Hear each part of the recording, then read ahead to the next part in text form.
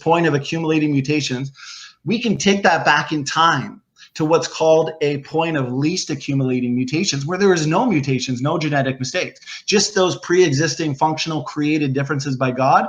That is what we mean by a perfect genome, free of genetic mistakes. So, like regarding free of any mistake.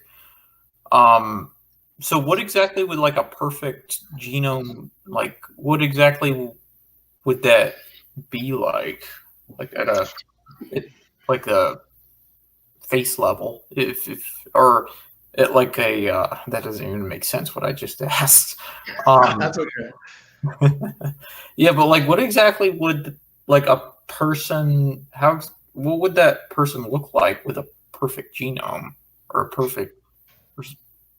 A good question. So there's a number of ways we can go back to the original created genome, and we're doing it through, like, I'm not sure if you're familiar with, I know you're familiar with human chromosomes, but are you familiar with the fact that they're made up of relatively large linkage blocks? A linkage block? Right. It would just be like, because these linkage blocks would consist of nucleotides. It can be thousands of nucleotides within the chromosomes. And when we analyze these original text strings, it looks like, especially in the human genome, that because they exist, so every generation we experience recombination, okay? And that's why we look different.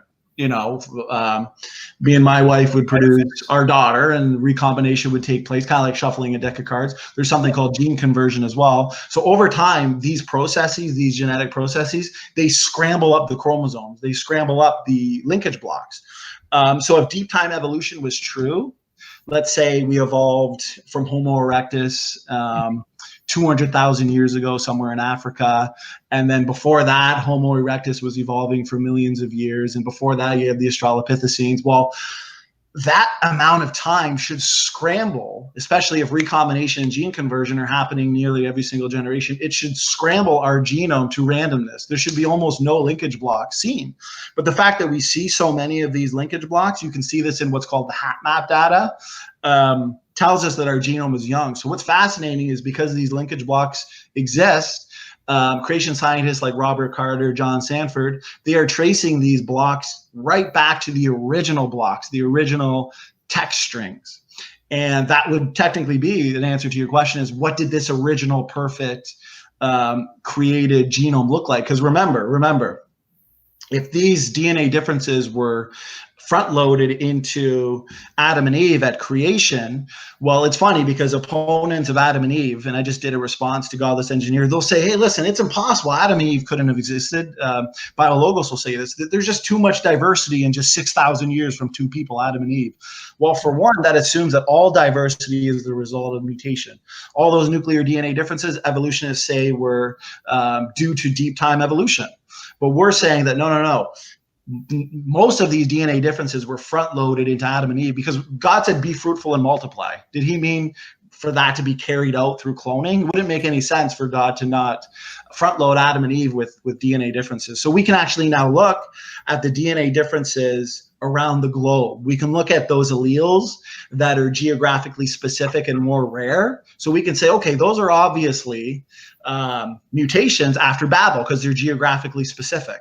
But the ones that are more so common and not disease causing and functional and important, those are the ones that we can safely say, okay, those are the ones that were initially created at creation. So just take away all those mutations, those rare alleles that we find. I think there's about